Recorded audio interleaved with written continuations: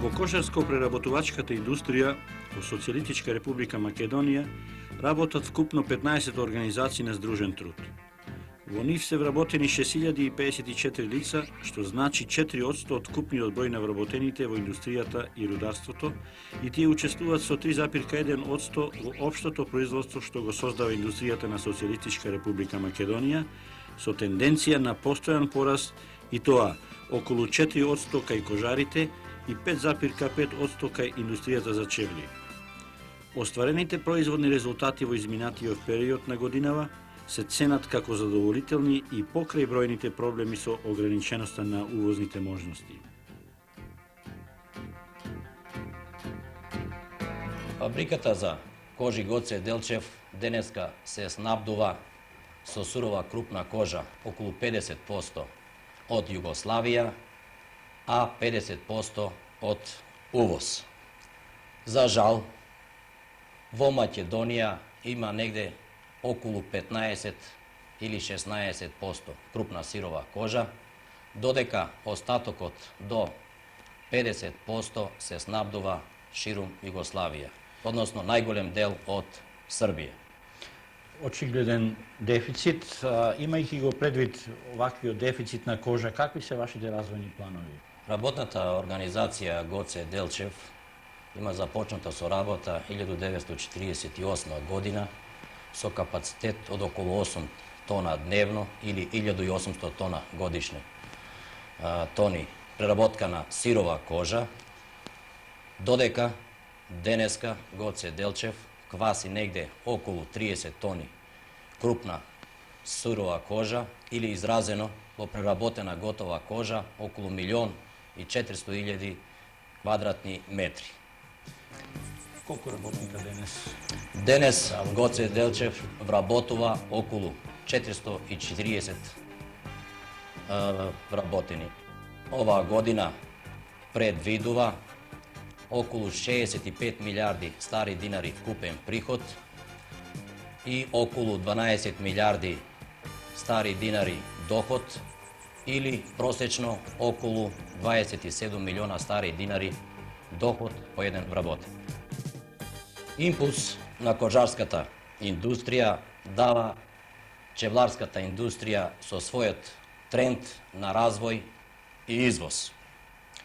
Порастот на чевларската индустрија се цени дека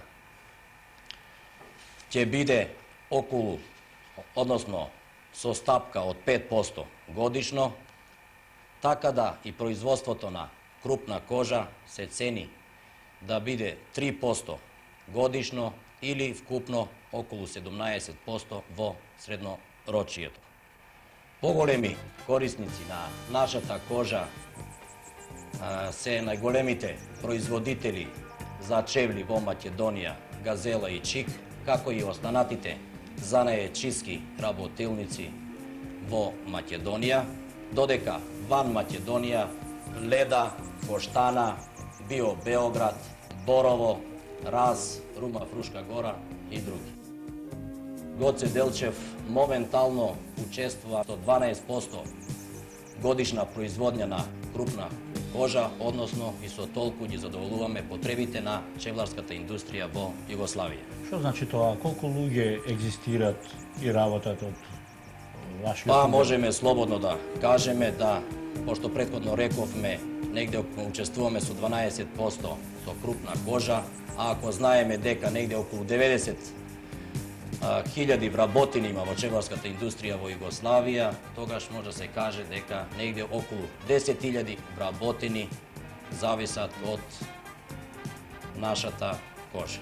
Покрај тоа што голема зависност имаме во сурова кожа, исто така моментално не само Гоце Делчев, него целата кожарска индустрија и во Македонија, па и во Југославија е прилично зависна од увоз, поготово од химикалиите, ако се знае дека бар за сега се уште нема капацитет кој преработува разни химикали и помошни средства за кожарската индустрија. Постои ли можност за субституција, за замена на некој од овие кои што се кај нас произведува?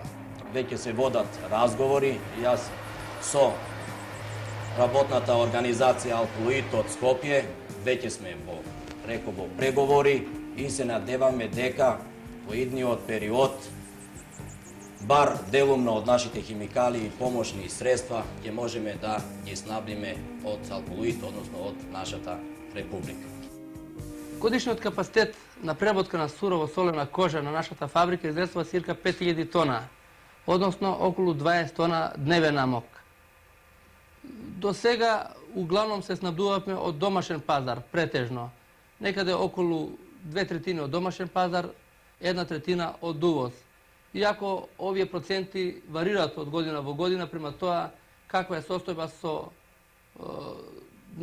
домашно колење на стока, каков е домашен прилив на сирово солена кожа. Се случуваат години кога и преку 50% е увозна, а се случува да некогаш и повеќе од 2/3 е домашна сирово солена кожа. До сега проблемот за решавање на увоз за ова групација на преработка на сурово солена крупна кожа се одвиваше преку квоти. Познато е дека кожарите добива квоти, годишни квоти, беа плуташи и за одредени износи можеа да увезуваат, да планираат свој увоз. Рецимо, нашата фабрика во минатата година имаше околу 7 милиарди, пред тоа 6 до 8 милиарди протечно годишно добиваше као квота за увоз. Ова година почнаме да стартуваме во духот на новите девизни прописи и новите девизни услови, кога добивме само еден мал дел као аванс, circa 10% од прошлогодишна квота, односно circa 780 милиона добивме као квота за ова година. Останалиот дел моравме да го обезбедуваме по пат на здружување со финалисти. Имате самоуправна спогодба? По пат на самоуправна спогодба.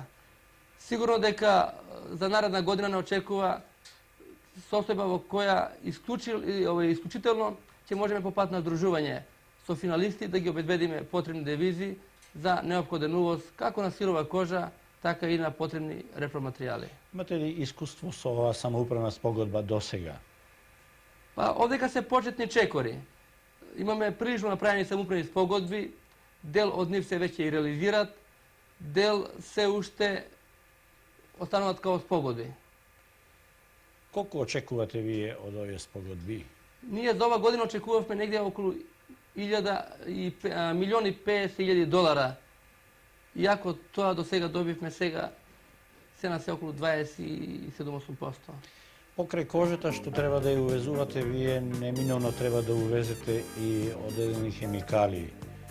Колку сум информиран, околу 500 разни хемикали учествуваат во технологијата, во технолошкиот процес на преработка на кожата. Како тоа ќе го остварите? Познато е дека технологија во кожарска индустрија, поготово во преработка на крупна сурова кожа, е исклучително и комплицирана и, може да каже, машна. Таа изискува голем број на хемикали, помошни материјали, посебни услови. Излез и овдека е као и со сурова кожа, вака во глобали. Тука мора да се оди, да се обидат девизи по пат на здружување, девизно здружување со финалисти, така да мислам дека тие ќе бидат принудени да морат повеќе да ги почитуваат самоуправни спогодби, својата обврска да извршават према кожари во поглед на преступување на дел на девизи отварен од извоз. Оваа година можеме да речеме према она што е остварено за 9 месеци од оваа година, дека можеме да бидеме задоволни, бидејќи во овој период е остварено производство во висина од 1,017,000 чифта чевли, што представува некаде 98% од планските остварувања. Можеме да бидеме задоволни, реков, не само во однос на планот, бидејќи овие остварувања се поголеми од минатогодишните за 33,7%. Едноставно може да се рече дека ние за 9 месеци го имаме остварено целокупното производство во физички обим што беше остварено во целата мината 1979 година. Нашето производство од време оди на домашен пазар и на извоз. До сега за 9 месеци ние имаме пласирано колку и што имаме произведено, значи околу 1 милион пара чевли, од кои во овие 9 месеци во извоз имаме пласирано 413.000 пара. Од ова, веројатно е прашањето понатаму на кој пазар, ќе речем дека поголемиот дел, околу 360.000 пара чевли се пласирани на источниот пазар, додека останатите на западниот пазар. Значи проблеми за пласирање на вашите производи нема. Па може да се рече дека сега за сега немаме проблеми, бидејќи и колекцијата за пролет, лето 81 година ни покажа дека сме на добар пат и дека ќе имаме добар пласман на чевли во идниот период. А оваа година е целата распродадена и проблемите се кај нас во производството да ги извршиме нашите обврски што се заклучени од порано. Основна сировина за производство на чевли, кој што знаете, е кожата. Ние готовата кожа, природната кожа, така да речем, ја набавуваме од најголем дел и може да се каже гро од кожарата Гоце Делчево од Скопје.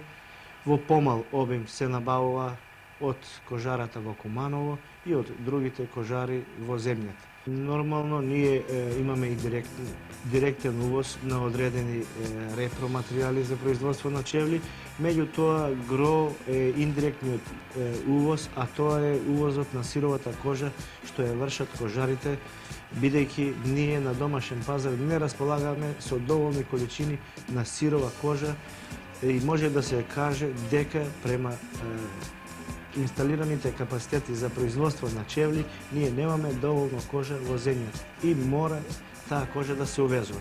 Секако индиректно преку кожарите, али тоа е сепак увоз за наши потреби. Ние јако сме доста големи извозници, меѓутоа проблеми околу увоз имаме, затоа што ние имаме извоз на наши производи, како што пред малку реков, гро на исток, каде што не остваруваме зелени долари, а на запад извозот ни е многу мал, меѓутоа за увоз ние би требало да имаме поголем обим на извршен извоз на запад, како би можеле да добиваме конвертабилни долари. Во случајов вие сте погодени. Извезувате, а немате Па така да средства? речам, да, затоа што добар дел од нашето производство, негде 40% за овие 9 месеци е извезено, а ние имаме проблеми за увоз на одредени сировини, репроматеријали за нашите добавувачи. Покрај проблемот со кожата, ќе спомнам дека ние имаме проблеми околу набавка на разни лепкови, затоа што нашите добавувачи тие се директни увозници на одредени компоненти за изработка на одредени лепкови или ѓонови и така натаму. Каде го гледате излезот од ова? Излезот секако треба да биде во одредена можна преориентација можеби на извоз на запад или одредени вржани работи на исток. Едноставно, ако ние извезуваме чевли на извоз во источните земји, нормално би требало да купиме и сирова кожа за и тие исти клириншки долари од исток. Во тој случај ние би го премалнале тој проблем. Значи, према мене постојат два начина на решавање. Или да одиме на запад, или она што го извезуваме на исток, да можеме да увеземе и сирова кожа, да ги задоволиме нашите потреби. Има ли реални можности да се ваквите ваши желби остварат? Сега што е реално, времето ќе го покаже. Меѓутоа, ние се трудиме да ги овие проблеми преманеме, бидејќи без и еден мал дел во изработка на челата не е готова и не може да оди до крајниот потрошувач. Со сировина за преработка се снабдеваме воглавном од Австралија и од земји во развој. Од нашата република, од нашата земја? Од нашата земја ние не користиме никаква сировина, бидејќи таков вид на производи имаме што оглавном користиме увозна сировина, мерено овчи кожи, кои се исклучиво употребуваат за производство на автопреслаки, кои одат за извоз и за ХТЗ облека која користат нашите работници во земјата. Покрај овие производи, што друго Илинден произведува? Покрај овие производи произведуваме и еден мал дел за конфекција за домашен пазар, како хантери, некои бунди од пелсилура, али тоа се во мали количини. А тогаш како обезбедувате увоз? Увозот го обезбедуваме преку собствен извоз, бидејќи цирка 40% од нашето производство оди за извоз и тоа за Западна Германија, Холандија и еден дел за Белгија. Значи тоа додека немате проблеми за увоз на суровина. Ние околу увозот на сировина се покриваме со нашите дивизии кои ги имаме остварено од извозот, но имаме проблеми околу ненавремено решавање на увозот. Не можеме да се снабдуваме континуирано со сировина, бидејќи во чести случаи банката стопира увозот на кожи, мислим, за репроматеријали наши, не поради вина наша, туку на Републиката, која е во црвено салдо и ред други. Сметате ли дека од Републиката може да обезбедите известно количество суровина за преработка?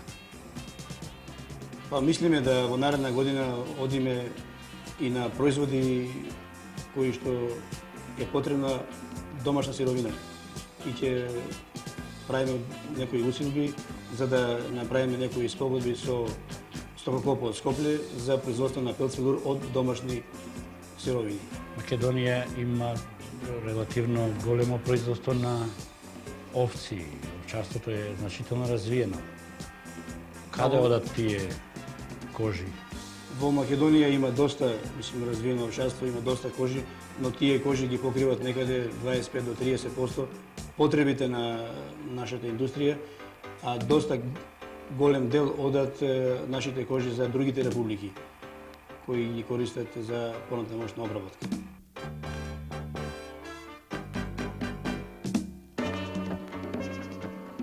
Индустријата за кожи Борис Кидрич Битола е една од најстарите фабрики во градов и од оваа гранка во Републиката. Во својот состав има 3 погони, и тоа погон кожара, погон крзнара и погон конфекција. Какви се капацитетите на изини? Купниот капацитет на потребните суровини за работа изнесува цирка 2000 тона годишно или 8 тона сува кожа дневни потреби. Од оваа кожа годишно може да се добијат 400.000 квадратни метра готова кожа, кожа како суровина за чевларската индустрија и кожа како суровина за конфекцијската индустрија и 170.000 метри квадратни крзнени производи кои се употребуваат за потребите на конфекцијската индустрија. Потребите на овој капацитет од сировини се навистина големи.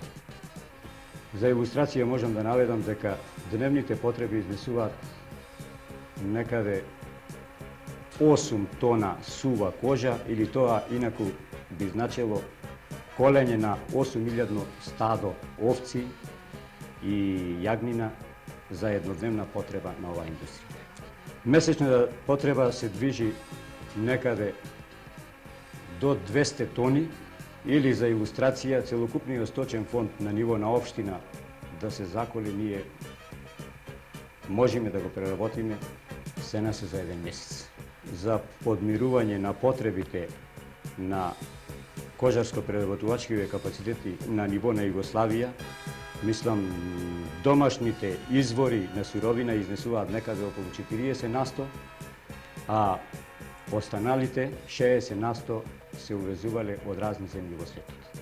Моменталната ситуација со настанатите рестриктивни мерки на секторот на увозот ние се најдоме во многу тешка состојба, бидејќи не можеме да ги добиеме потребните права и обезбедувањето на девизни средства за увоз на оние сировини што нас ни се потребни за редовно работење.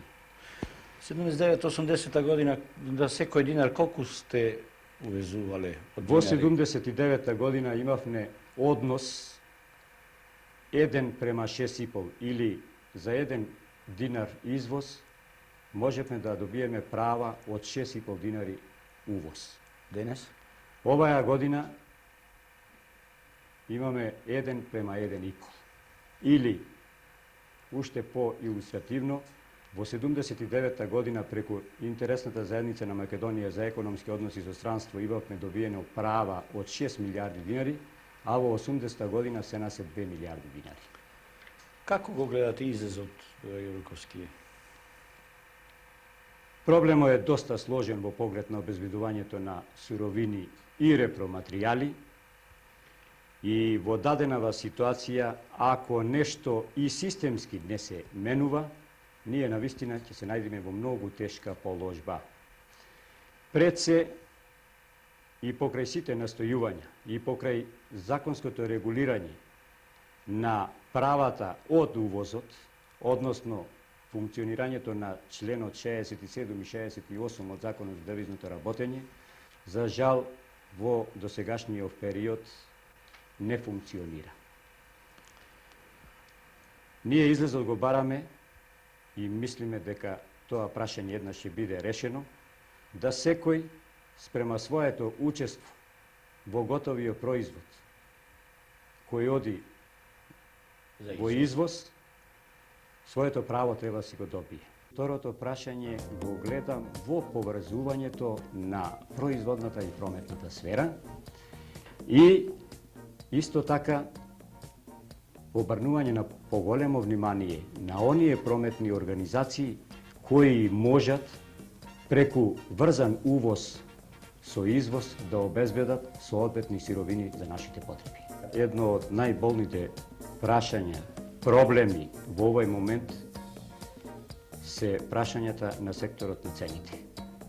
Иако ова индустрија, целокупниот кожарско-преработувачки комплекс има заклучено самоуправна спогодба за цени и тие се под општествена контрола, денес, за жал, цените и покрај дефицитарноста на оваа сировина на пазарот слободно се формираат. За илустрација да наведам дека отстапувањата помеѓу цените што се утврдени со самоуправната спогодба и оние кои денес се на пазарот е некаде измеѓу 200 и 366%.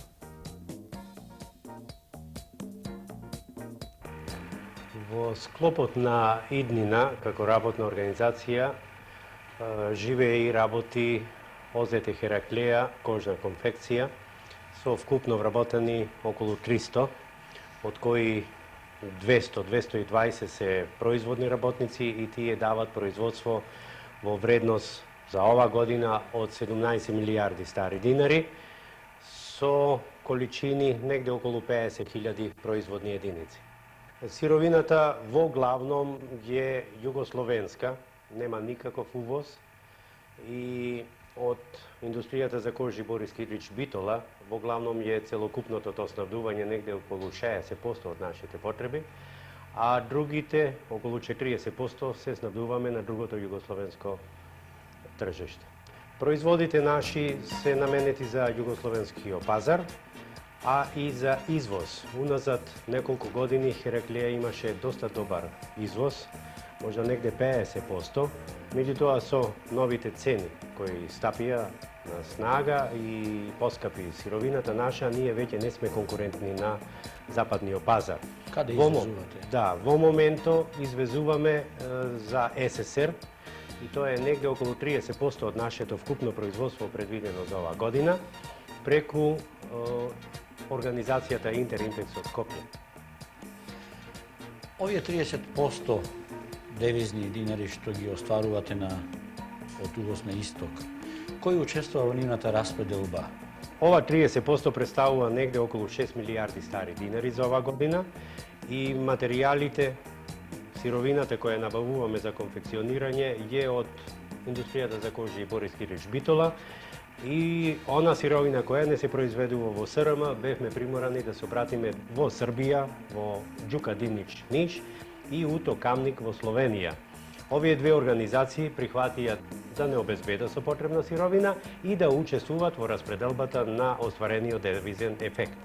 Со ними се сочинети самоуправни спогодби и по пристигањето на приливо ќе им бидат дозначени средствата кои им припаѓаат. А зошто не со нашиве македонски производители? Борис Кидрич во овој случај не изрази желба, заправо интересирање за овие девизи, бидејќи тој се снабдува на конвертибилно подречје и овие источни девизи, овој клиринг, сега за ними не се интересни. Меѓутоа, кога ќе биде прихватена конверзијата која се слуша да треба да биде во текот на овој месец можда, во тој случај сигурно да и со Борис Кидрич ќе работаме на овој исти начин. Колку се почитуваат самоуправните спогодби во групацијата? Па за Хераклеја можам да кажам дека ова е прв пат вака да направи една самоуправна спогодба за распределба на девизите остварени со извоз. До сега не сме имале пракса и мислам до сега дека и тој член 67 од самоуправната спогодба за работање со странство не живееше баш толку многу. Проблемот на увоз, како што претходно реков и со сирова кожа, едини излез моментално гледаме во едно посуштинско поврзување, односно доходовно поврзување на сите учесници во нашата репродукција. Тоа поаѓајќи од нашите кланици па до финалните производители на финалната индустрија која се бави со производство на чевли. Ние као организација, као Гоце Делчев сме спремни да еден дел и од овака можда скромните наши средства да инвестираме во развој на сточарство, jer повторно ќе кажам, едини излез е во развојот на сточарство.